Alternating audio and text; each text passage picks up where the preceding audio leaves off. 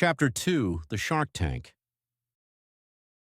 The boardroom of Aethelgard Holdings was designed to intimidate. It was a glass box suspended 80 stories above Midtown, floating in the sky like a cloud made of money and malice. At 8:55 a.m., the air inside was thin. Elena Vance sat at the right hand of the empty CEO's chair. She had not slept, but you couldn't tell. She had showered in the executive suite gym, changed into a cream-colored silk blouse and a pencil skirt that fit like a second skin, and consumed 3 espressos. Her hands, resting on the mahogany table, were perfectly still. Around her sat the board of directors, 12 men and 2 women who controlled billions of dollars of capital. They smelled of fear. "The pre-market is down 4%, said Lawrence, the chairman. He was 70, with skin like parchment and eyes like a hawk. "And the rumors on Twitter are unsavory. Overdose is trending, Ms. Vance." "Twitter is a sewer, Lawrence," Elena said, her voice cool and bored. "We don't make decisions based on hashtags. We make decisions based on volatility," a voice crackled from the Polycom.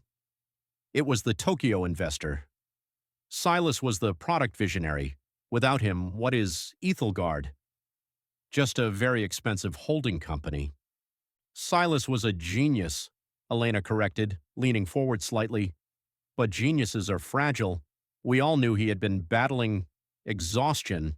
The heart condition was a known risk factor. A heart condition? Lawrence raised a skeptical eyebrow. Since when? Since 4 a.m. this morning, when the medical examiner's preliminary report, which I have personally reviewed, indicated cardiac arrest brought on by extreme stress, Elena lied. She slid a single sheet of paper across the table. It was a press release stamped with the company seal. "This goes out at 9:01 a.m. It frames Silas not as a junkie who OD'd, but as a martyr to the cause of innovation. He gave his heart to this company. Literally." The room went quiet. They were reading. They liked the story. It was heroic. It was clean. "It's a good spin," Lawrence admitted, tapping the paper. "But spin doesn't fix the leadership vacuum. Julian isn't here. The market opens in 3 minutes. If the CEO is absent during a crisis..." The heavy double doors swung open. Julian Thorne didn't walk. He glided. He had showered and changed too. He wore a navy 3-piece suit, the tailoring so precise it looked like it had been sculpted onto his body.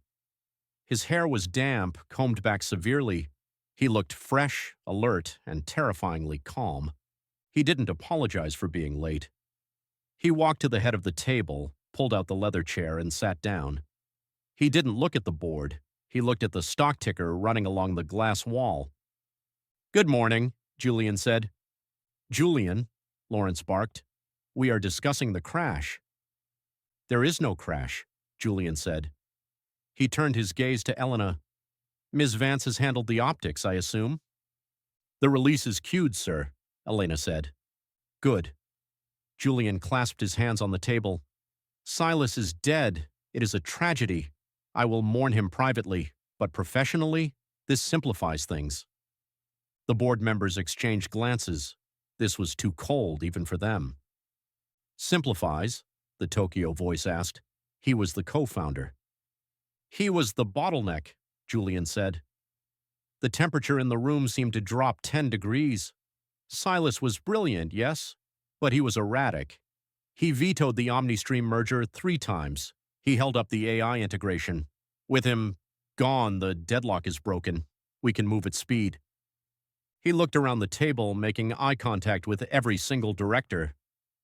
"The narrative isn't, 'We lost our visionary,'" Julian said softly. "The narrative is, 'The shackles are off. We are leaner, we are faster, and I am in sole command.'" He checked his watch. 9 a.m. On the wall, the ticker flashed. The market opened. Aethelgard Holdings, AET, opened at $420. It dipped to $415. Then, as Elena's press release hit the Bloomberg terminals, Aethelgard mourns genius co-founder, CEO Thorne pledges to honor legacy with accelerated growth. The numbers turned green. $422, $425, $430. Julian watched the numbers rise with a look of utter disinterest. He turned to Elena. For a second, the mask slipped. His eyes crinkled at the corners. It wasn't a smile of joy. It was the look a predator gives its mate after a successful hunt. "Well done, Elena," he said, loud enough for the table to hear.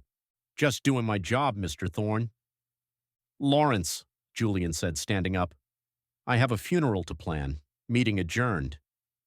He walked out. Elena gathered her papers.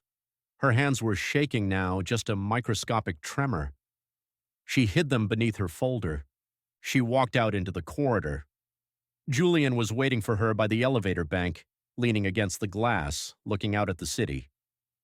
"That was masterful," he said, not turning around. "It was a pivot," Elena said, joining him. "We bought time, but the autopsy will take weeks if the toxicology comes back." "It won't," Julian said. Elena looked at him. "You can't bribe a medical examiner in New York City, Julian, not on a high-profile case." "I don't need to bribe him," Julian said, turning to face her. "I just need the sample to be inconclusive, degraded. Accidents happen in labs all the time." He took a step closer. The hallway was empty. The adrenaline from the meeting was still humming in the air between them. "You like this," he observed. "The edge." "I like winning," Elena said. "Good," Julian said. He reached out and brushed a piece of invisible lint from her shoulder. The touch was intimate, possessive. "Because I'm going to promote you. VP is too small for you. How does Chief Strategy Officer sound?" Elena's breath hitched. "That's a C-suite role. The board will never approve it." "I own the board now," Julian said. "Silas is gone. It's just me, and I need someone who can keep up." The elevator arrived. The doors opened. "Think about it," Julian said. He stepped inside. "Dinner tonight? To discuss strategy. 8 p.m., the Mark Hotel."